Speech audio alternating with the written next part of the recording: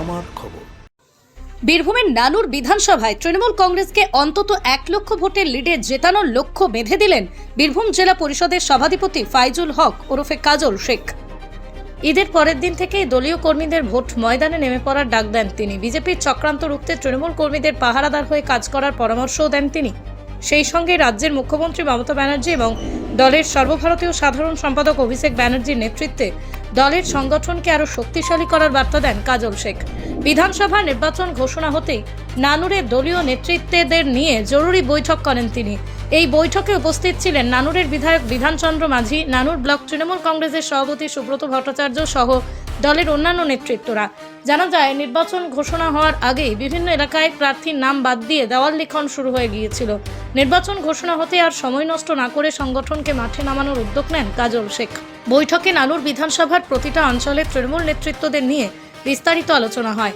প্রতিটা এলাকায় নজরদারি বাড়াতে দ্রুত হোয়াটসঅ্যাপ গ্রুপ তৈরি করার নির্দেশ দেওয়া হয়েছে। সেই গ্রুপগুলোর উপর নিজে নজর রাখবেন বলেও জানান কাজল শেখ। কর্মীদের উদ্দেশ্যে তিনি স্পষ্ট বার্তা দেন, এখন আর বসে থাকার সময় নেই। মুখ্যমন্ত্রী মমতা বন্দ্যোপাধ্যায়ের উন্নয়নমূলক প্রকল্পগুলি বাড়ি বাড়ি গিয়ে মানুষের কাছে পৌঁছে দিতে হবে এবং সংগঠনকে আরও শক্তিশালী করতে হবে।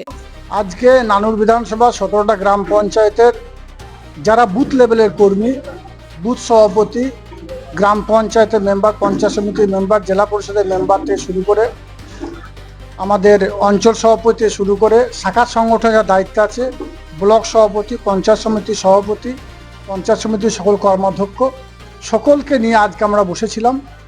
এবং আগামী যে 26শে নির্বাচন, সেই নির্বাচনে ঘন্টা বেজে গেছে। তাই আমাদের আর চুপ করে বসে থাকলে হবে না। আমাদেরকে মমতা বন্দ্যোপাধ্যায়, অভিষেক বন্দ্যোপাধ্যায়ের পাহাড়দার হিসাবে আমাদের কাজ করতে হবে। 365 দিন আমরা মমতা বন্দ্যোপাধ্যায়ের জনমুখী প্রকল্পগুলোকে বাস্তবায়িত করেছি, মানুষের বাড়িতে বাড়িতে পৌঁছে দিয়েছি। যার জন্য 2024 নির্বাচনে নানু বিধানসভা, বীরভূম জেলার যে 11টা বিধানসভা আছে, সব থেকে বেশি ভোটের ব্যবধানে বিরুদ্ধে পিছিয়ে রেখেছিল। প্রায় 85,000 ভোটের ব্যবধানে আমরা এখান থেকে লিড দিয়েছি। 26শে নির্বাচনে আমাদের টার্গেট আছে প্রায় 1 লক্ষেরও বেশি ভোটের ব্যবধানে বিরুদ্ধে পিছিয়ে রাখবো। সেই হিসাবে আমাদেরকে পাহাড়দার এটা হতে হবে যে বিজেপি টাকার বস্তা নিয়ে গ্রামে গ্রামে যাবে, পাড়ায় পাড়ায় যাবে, এসসি এসটি সম্পদের মানুষকে মধ্যে আসক্ত করে ভুল পথে পরিচালনা করার চেষ্টা করবে। আমাদেরকে লক্ষ্য রাখতে হবে এটা যেন না করতে পারে। বিজেপি গ্রামে গ্রামে গিয়ে, পাড়ায় পাড়ায় গিয়ে, বুথে বুথে গিয়ে মানুষকে ধর্ম নিয়ে, হিন্দু মুসলমানের মধ্যে বিভেদ সৃষ্টি করার চেষ্টা করবে। সেটা যেন না করতে পারে, এটা আমাদের মানুষকে সচেতন করতে হবে। আমাদেরকে পাহারাদার হতে হবে মমতা বন্দ্যোপাধ্যায়ের। তিনি যে লক্ষ্মীর ভান্ডার থেকে শুরু করে, কন্যাশ্রী থেকে শুরু করে, যুবশ্রী থেকে শুরু করে একের পর এক জনমুখী প্রকল্প বাস্তবায়িত করেছেন, সেই প্রকল্পগুলো যেন বন্ধ না হয়ে যায়। বিজেপির চক্রান্তে পড়ে, বিজেপির প্রলোভনায় পা দিয়ে সেটার জন্য পাহাড়দার হিসাবে কাজ করতে হবে। মানুষকে বোঝাতে হবে, মানুষ যেন ভুল পথে পরিচালিত হয়ে তারা যেন ভুল জায়গায় ভোটটা দিয়ে তাদের ভোটটা নষ্ট না করে। সেটার জন্যই আমার যারা সৈনিক, আমার যারা সহকর্মী, আমার যারা সহযোদ্ধা, তাদের সকলকে আজ ডেকেছিলাম। আমরা বসে এই আলোচনায় আজকে করেছি। কবে থেকে নাম করবেন? আমরা এই 4 থেকে 5 দিনের মধ্যে ঈদ আছে। পবিত্র ঈদটা কেটে গেলে ঈদের একদিন পর পর্যন্ত এদের নামবে না। ঈদের একদিন পর পর্যন্ত এরা কি করবে, প্রত্যেকটি অঞ্চলে বসে শাখা সংগঠনের দায়িত্বে যারা আছে, যারা 30 গ্রাম পঞ্চায়েতে উত্তীর্ণ জনপ্রতিনিধি আছে, তাদের সকলকে নিয়ে বসে একটা গ্রুপ বানাবে।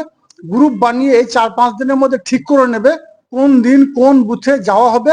সেই হিসাবে প্রত্যেকটি বুথে বুথে তারা ঘুরবে, সেই রূপরেখা, সেই কর্মসূচিগুলো তারা বানিয়ে নেবে এবং সেই কর্মসূচিগুলো আমাদের মোবাইলে একটা গ্রুপ থাকবে, সেই গ্রুপে আপডেট করবে এবং সেই গ্রুপের মাধ্যমে আমরাও বুঝতে পারবো কোন বুথে কবে কে কোথায় যাচ্ছে, কোন টাইমে যাচ্ছে।